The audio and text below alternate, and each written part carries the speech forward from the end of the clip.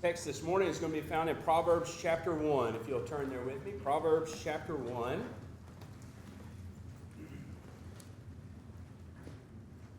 we're going to begin by reading in verses 8 through 19. 8 through 19. Proverbs chapter 1, beginning in verse 8. Hear, my son, your father's instruction, and do not forsake your mother's teaching. Indeed, they are a graceful wreath to your head and ornaments about your neck. My son, if sinners entice you, do not consent. If they say, come with us, let us lie in wait for blood. Let us ambush the innocent without cause. Let us swallow them alive like Sheol, even whole, as those who go down to the pit. We will find all kinds of precious wealth. We will fill our houses with spoil.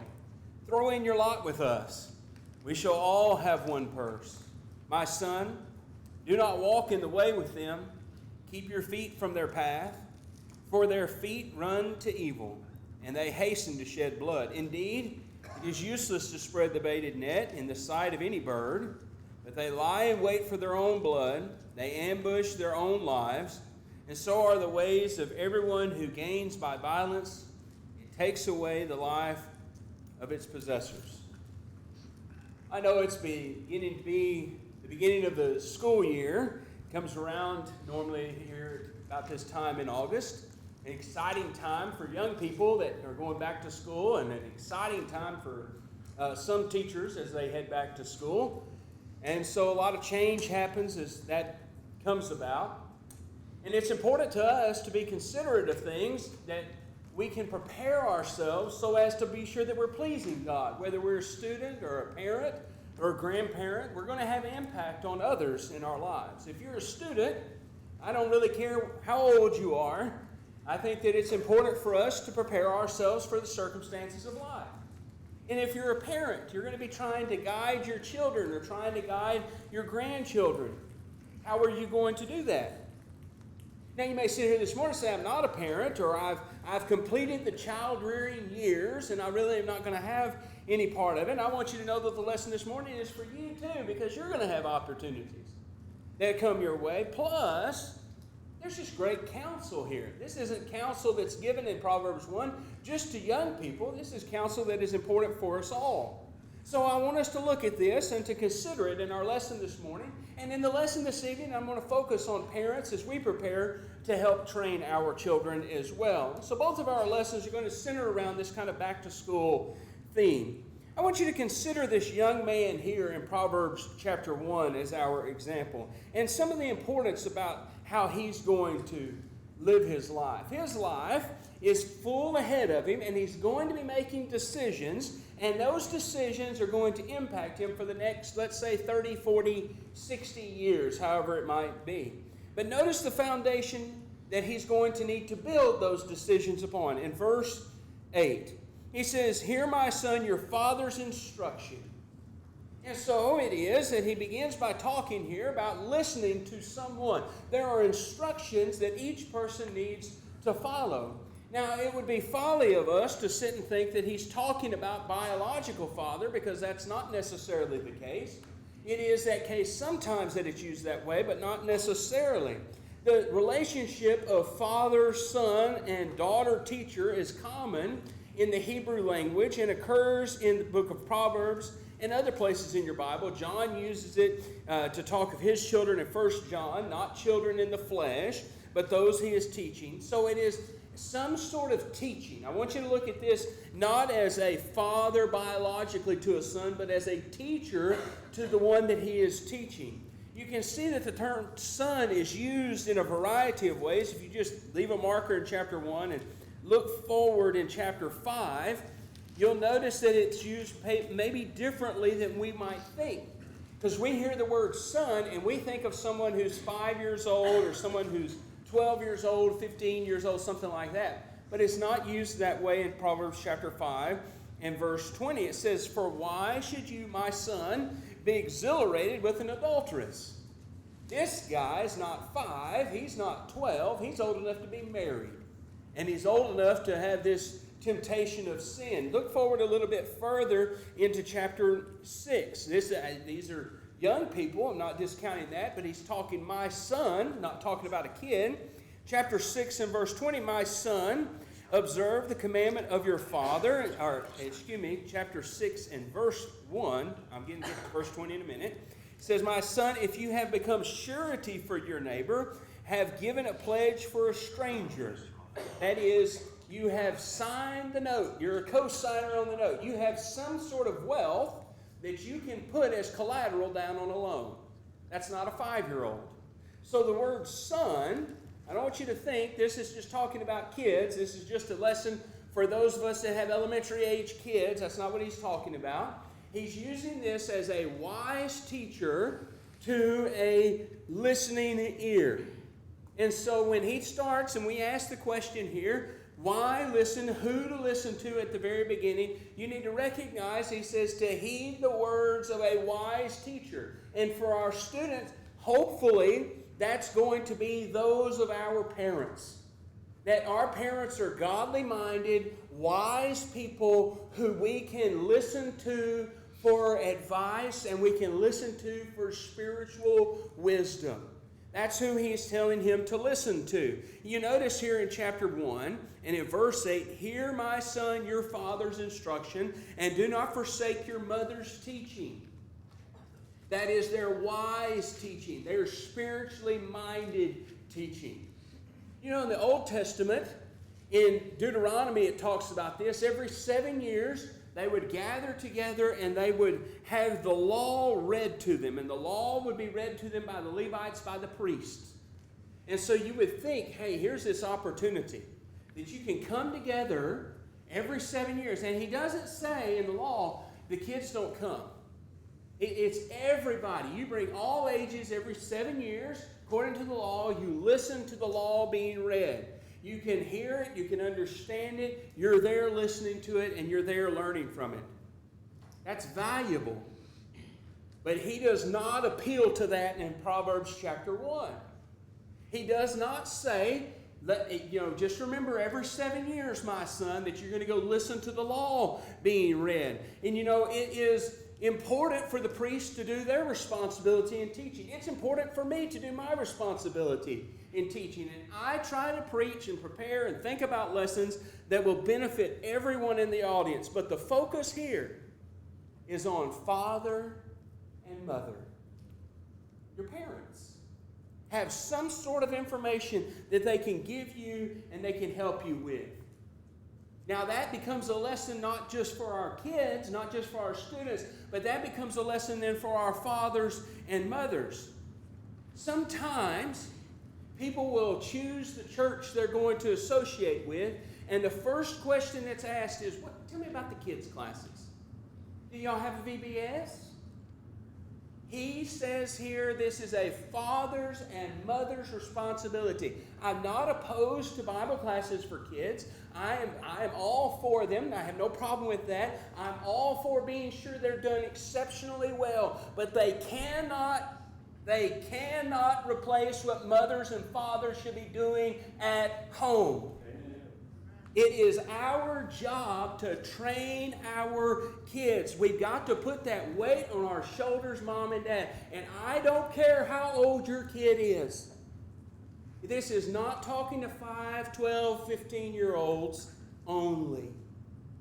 We have a great responsibility. Look forward to chapter 4. Chapter 4, the duty of training children is not something you can hand off.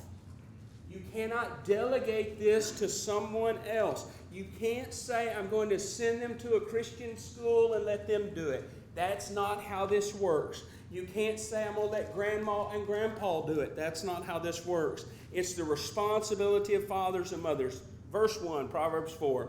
Hear, O sons, the instruction of a father.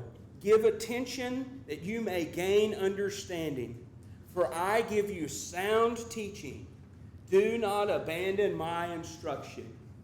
So he is giving instruction. He's teaching based upon his experience. You're going to see that coming next. And you notice that he's basing this as sound teaching. Verse 3.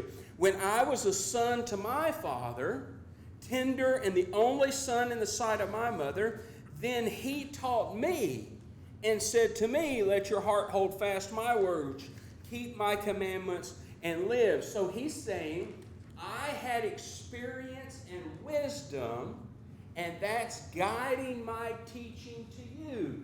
I've been through it. I know kids don't like to hear this sometimes. Your parents have been through it before. They have wisdom that they can impart upon you.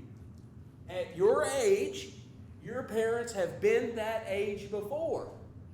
And so he's saying here, teach them from that experience and for the kids to listen. He says in verse 5, acquire wisdom, acquire understanding. How are you going to do that, young people? How are you going to gather wisdom and gather understanding? You've got to listen, but you've got to listen to the right source. Godly parents that can guide you into truth and into what is right and what is wrong based upon what they know in their knowledge of study of God's Word and based upon their experience. And on the opposite side of that, parents, we don't have to let our kids make the same mistakes we did. We don't have to say, well, I was a fool. I'm going to let my kids be a fool. No. Let that stop with us, that we're going to guide them and teach them into the ways of righteousness. Look at chapter 6 now in verse 20. It's where I tried to read earlier. But chapter 6 and verse 20, he says, my son, observe the commandment of your father, and do not forsake the teaching of your mother. This is a dual responsibility, fathers and mothers. Society may tell us that fathers aren't that important in the family. It's unfortunate that society has taken this turn. But fathers and mothers have responsibility, and dare I say, according to Ephesians chapter 4 and chapter 6 and verse 4, I know where I'm going. Ephesians chapter 6 and verse 4, fathers, it falls on to us. Do not provoke your children to wrath, but bring them up in the discipline and admonition of the Lord. It is our job, and we can't delegate it to their mother, and their mother can't delegate her responsibility to the father. It is our job to raise our kids, and it's our job to teach them right from wrong and to guide them spiritually. And so, I don't know why. I have no idea why, if there was some special situation in Ephesus that Paul needs to tell fathers you need to worry about. But you know what's interesting about that in Ephesians 6:4 is that those people there came from a pagan background. You think there was a lot of focus on teaching spiritual things in a pagan household? Teaching about the one true God, teaching about Jesus being the Christ in a pagan household? No. But he says it's your job to teach them, to bring them up in the discipline and admonition of the Lord. Mothers, we see a responsibility of guiding the household. That's 1 Timothy chapter 5 and verse 14. But in our text here, in Proverbs chapter 1, I just want us to notice that there's encouragement to young people to listen to wise teaching that comes from your parents, and it must begin with parents as they have that opportunity. If you don't know what you're going to teach your kids, and you don't know what you're going to tell them, you need to start preparing yourself for that now. You know, Bible study is not a phrase in these verses, but the idea is throughout. We have to prepare. Notice again, Proverbs 1. Why is he encouraged to listen to this counsel? Look at verse 9. It says, indeed, they are a graceful wreath to your head and ornaments about your neck. So a graceful wreath to your head, ornaments about your neck. That is to the one receiving the instruction. You get the benefit. Kids, you get to learn from your parents. You get to make application from what they've learned and teach to you. You benefit from that. Your father's instruction, your mother's instruction are going to help you if they are, point one, wise instruction. He compares this here, this honor. If you listen to your father and mother, you can't see it now, but 20 years from now, 30 years from now, it's going to have its benefit in you. 5 years from now, however long it might be, you will be glad that you had godly parents that took the time to instruct you in what is right and what is wrong. I think about that sometimes, just personally, just a side note, and wonder about where would I be if I hadn't have had the instruction that I had when I was growing up, the instruction that I received from wise teachers. I'm blessed with good parents, but those weren't the only wise teachers that I had. There are plenty of people we could probably all talk about that had some impact in our lives of wise spiritual teaching and how much that means to us. But contrast that.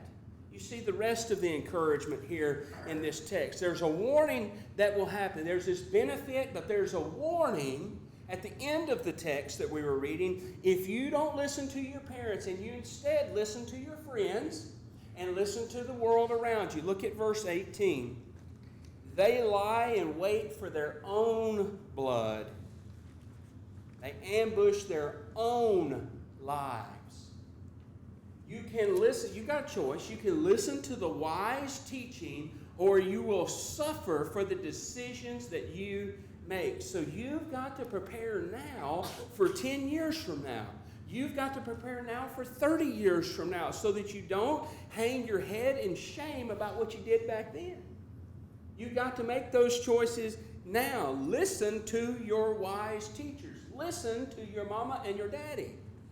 They are the ones that are going to guide you.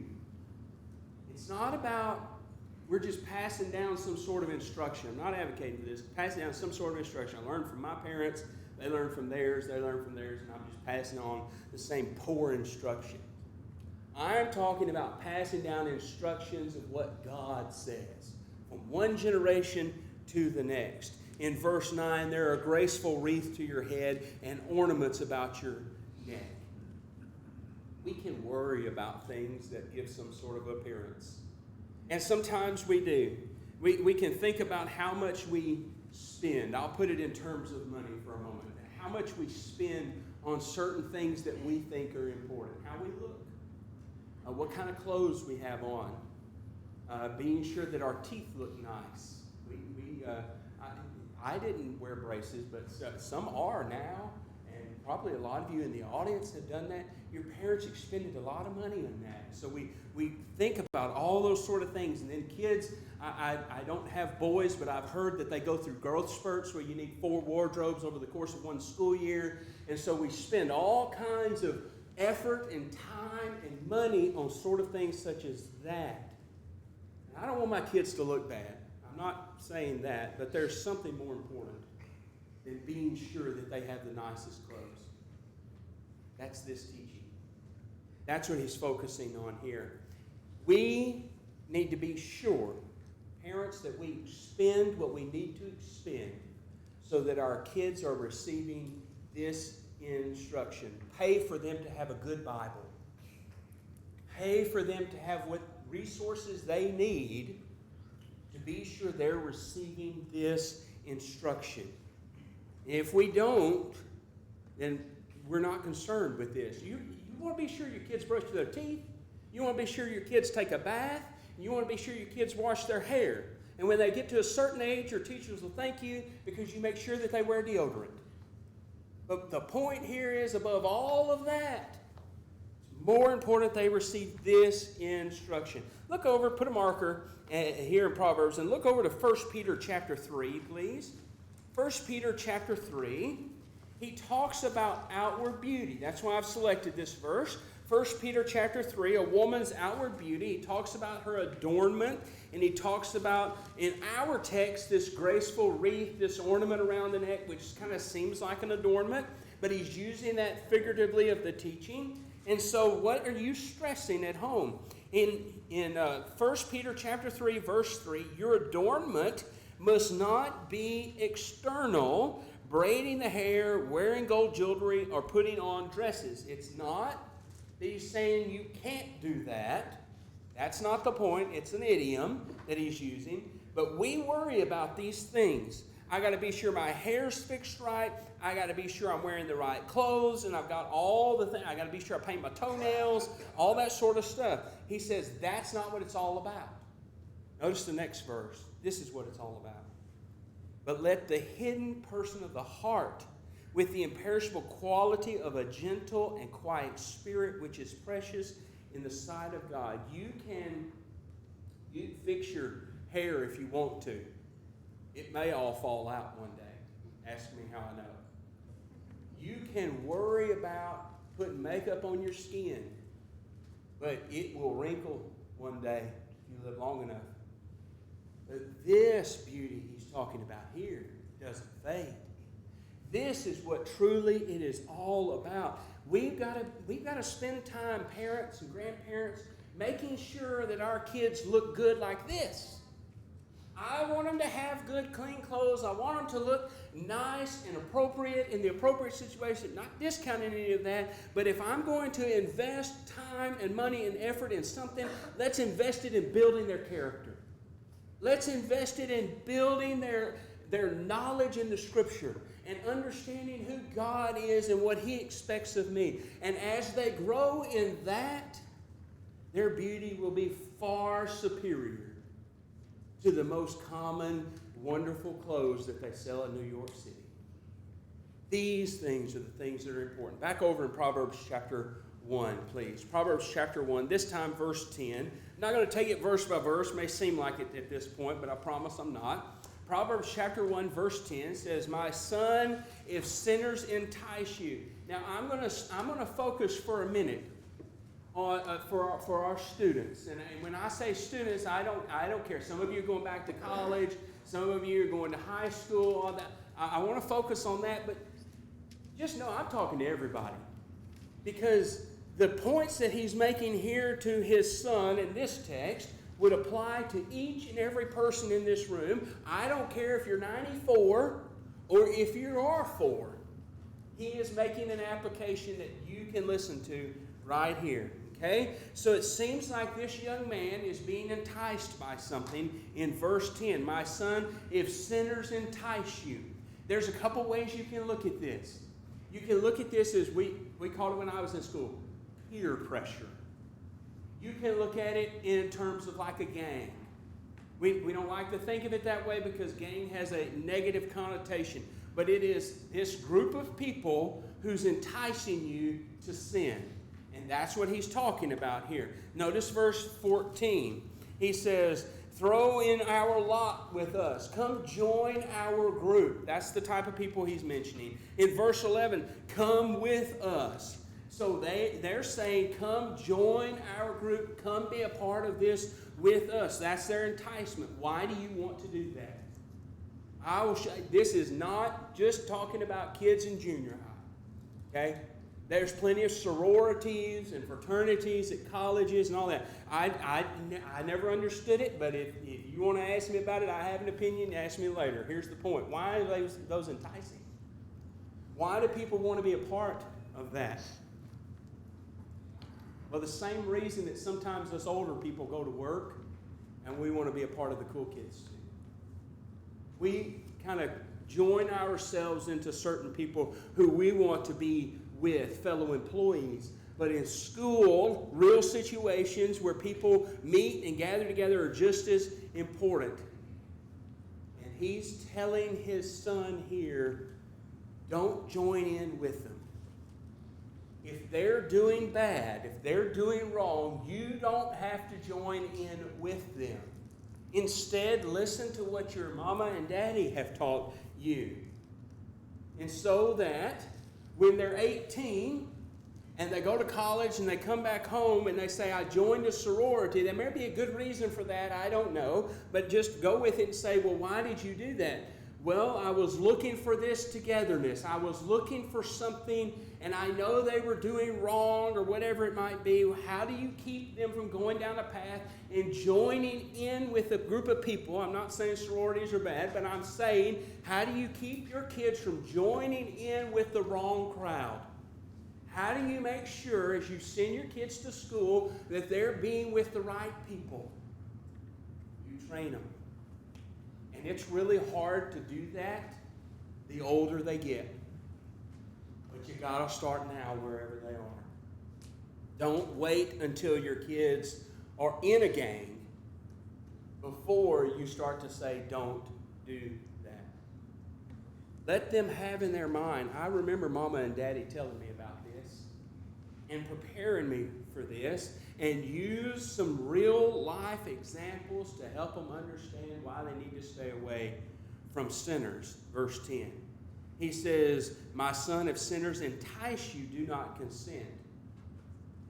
Does it ever start with, hey, we're up to no good. Come join in with us. We're not doing anything good. We're focusing on being bad. Come be a part with us. No, that doesn't start like that. They entice it. They make it look good. A lot of research on this as to how people end up amongst gangs. And the biggest leading reason is because of a family void. Young people don't feel like they connect anywhere. They don't feel like they belong. They don't have family ties with others. Well, you know what? Parents, grandparents, we can do something about that. We can be sure that we have the right kind of families and that we have expanded our families as God wants us to recognize the family that is all around us this morning. That we've got brethren and we are strongly connected. Somebody asked me when we moved to Abilene, you got any family there? And my answer was yes. I absolutely do. Not a single one of you am I kin to in blood that I'm aware of, but I have plenty of family. We've got to grow our spiritual family and teach our kids to have real bonds with other people who share that same faith. How are we going to do it? Well, it's this little thing that the scriptures teach a lot about. We don't do it like we ought to. It's called hospitality. We spend time together. We have meals together. We may get together and enjoy entertainment together. That's not just something of the first century. But it's something that helps in situations just exactly like this in Proverbs chapter 1. The enticement that he's talking about of these sinners is something that is an absence of that bond. Turn forward to chapter 9. Chapter 9. There's something about the forbidden, something about this enticement, something that I maybe shouldn't do. And so chapter 9 and verse 17, this is kind of the idea. He says, stolen water sweet. He's talking about this is the enticement. You have this kind of, ooh, I'm on the edge sort of way. That this is bad, but it's good. The bread eaten in secret is pleasant. It's kind of like we feel better sometimes. I don't know why, but we feel better because we did something that we know we shouldn't have done. Releases some sort of endorphin or something in our bodies, and do we think we can get away from it? This enticement is because these things look good. They tell them, you go take this and it'll be oh so good, but it's wrong. It's the enticement of the eye. You see, when Eve in Genesis chapter 3 was seeing the tree after Satan had told her, you will not surely die. Do you remember how she talked about it in Genesis 3:16?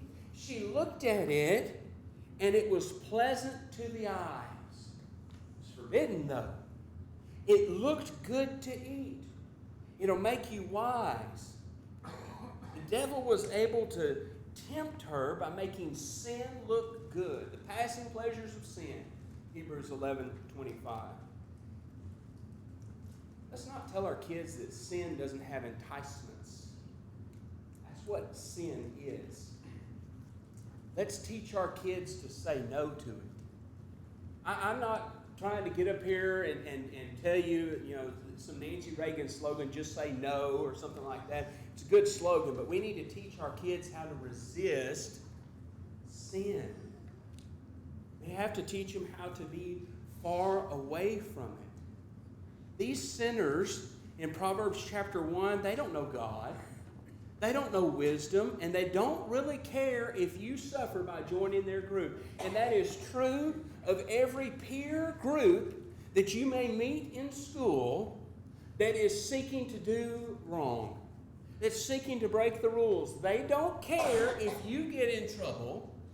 That's not their concern. And they don't care if it makes you look bad. Chapter 1, it says, if my son, if sinners entice you, do not consent. Just say no to it. You know, Daniel was taken captive. We're not going to turn over and read it, but just to remember it. He was taken captive, and he was offered the king's food. The choicest of the choice. But he said no. It is possible to say no. He had already made up his mind. He had already determined. He didn't have to stop and think about it. There's nothing wrong with teaching our kids to say no to something. There's nothing wrong in teaching them that we don't have to say yes. When someone says, come join our group, you don't have to go join their group. It doesn't mean they're going to stop there. Verse 11, if they say, come with us, come on. Don't be a fuddy-duddy, come on. Come be a part of the group. They don't stop initially. The temptation may be in all sorts of other areas. You see it in violence here in chapter 1 in verse 19. It may be in drugs. It may be in stealing, but the lesson is the same. We must prepare ourselves and prepare our kids for this. And it happens. It scares me as a teacher of 6th graders before I got into preaching to think about the things I saw 5th and 6th graders giving into, and the number of parents that came to the school crying because they never thought their kid would do it. Let us not be so naive. Let's teach our kids to resist evil. Let's teach them to say no when something is wrong, to not steal, to not take things from other people, to not ingest things that other people give you. It is okay to tell people no. Tell people no to violence. Tell people no to sensuality. Chapter 1 and verse 18, it says, they lie in wait for their own blood. They ambush their own lives. If you don't know anything about the Bible, you understand what he's saying here. This violates loving your neighbor as yourself. Everybody knows. The atheist knows they don't want to be mistreated. This is a violation, but notice the appeals in between it. Verse 11. They say, come with us. Let us lie in wait for blood. Let us ambush the innocent without cause. Let us swallow them alive like Sheol, even whole as those who go down to the pit. We will find all kinds of precious wealth. We will fill our houses with spoil. Throw in your lot with us. We shall all have one purse. Just notice he starts off there in verse 11, and the idea is, come on, it'll be fun. This will be exciting. We'll lay in wait and we'll ambush someone without cause. Won't it be exciting and fun? But it's wrong. The excitement and the thrill, people I don't know why, but people like excitement. They like thrill. I've seen people that ride these rides at the fairs and at amusement parks, take you 50 feet up in the air and then free drop you. If you ride those, you're crazy. But why? Why do you do it? It's exciting, isn't it? It's fun. We see people climb rock cliffs and things like that, and they say, oh, that was so fun. There's excitement and thrill that we all want in our lives, but don't let that be towards sin. Verse 12, let us swallow them alive like Sheol, even whole as those who go down to the pit. In other words, we're going to be victorious. We're going to be on top. We're going to win. We actually teach our kids this, sometimes to their detriment, that you win no matter what it takes. That's not it. Let me see who I can beat. Let me see who's faster than someone else. I make better grades than someone else. Great if you do. It's not a competition like that. Great if you've got the fastest car in the high school parking lot. I don't know if people care about that because you're made in the image of God, you don't need those things to be built up in your self-esteem. In verse 13, he says, we will find all kinds of precious wealth. We will fill our houses with spoil. Look at all the gain we're going to get out of this. You know, we look at things sometimes, we say, what benefit is that going to be for me? And we miss the point. 1 Timothy chapter 6, he talks about the love of money that some would seek after, and he warns about that. And the lesson is not to seek how you can grow this for yourself, but how you can serve others. Let him who steals steal no longer, rather let him work, so they may have something to give. That's Ephesians chapter 4 and in verse 28. It's about serving others, not just me. Do our kids see that in us? Do they see this lesson being taught from us, parents? That if we just want to serve someone else, or do we try to fill our purses and be sure that we've got all this? Verse 14, throw your lot in with us. We shall all have one purse. And we'll all have the same names on the back of our shirt. We'll all share whatever's done. It'll be family and the appeal of camaraderie. And you know what? Parents and adults, we do this sort of thing too, that use judgment to the kind of consent that you're willing to give. Verse 15, my son, do not walk in the way with him. Keep your feet from their path. I don't know, maybe I'm just on a roll, but what's wrong with telling our kids it's okay to be different? What's wrong with us telling ourselves that we don't have to be like everybody else? Sometimes we want our kids to just fit in. Why do they need to fit in? Why can't we teach them the lessons of 1 Peter? It says you're just a stranger here. You're just passing through. We can teach our kids and ourselves we don't have to fit in. We don't have to do what everybody else does. We can just simply seek to serve God. Verse 16. Their feet run to evil, and they hasten to shed blood. Is it just, well, son or daughter, just watch out for these things? Why? Well, I'm telling you to. No. Notice that isn't the appeal that's made. He says, indeed, verse 17, it is useless to spread the baited net in the sight of the bird. Why is that useless? Why is it useless to spread the net so that the bird can see? Because only an ignorant bird would go running into the net they just saw you set. That's why. And so it's either one of two things if we teach our kids right. Either they'll say, I know what mom and dad said, but that isn't going to happen to me. And unfortunately, that's the excuse that far too many say. That's not going to happen to me. I know I can drink. It'll be fine. I won't hurt anyone. I can engage in immoral acts. It won't hurt me. They're lies. They lie in wait for their own blood, verse 18. They don't see that it's for themselves that they're giving. In verse 18, they ambush their own lives. Either they don't see it or they see it, and they're willing to take the chance anyway. And he warns about the consequences of that decision in verse 19. So are the ways of everyone who gains by violence. It takes away the life of its possessors. You could take this and exchange violence for any of these other areas that we've talked about this morning. Immorality, drugs, stealing, you pick it. Put it in there. To engage in these things offers a certain level of appeal, a certain level of excitement, a certain level of power or victory or personal gain or camaraderie, but they have terrible personal consequences. This young man, Proverbs chapter 1, needed to know that. Parents, we need to know that and teach it to our young people. The lessons that we learned about a young man being enticed to join again. Let's prepare ourselves for the life we live, and let's prepare ourselves to teach our children as best we can. We'll talk about how that can be done and the ways in which the scriptures talk about that tonight in our lesson, and invite you to be back for that. We've got a song selected we're going to use as an encouragement to you. This time in our service, we offer this as an opportunity publicly if we can assist one who needs to come to Christ.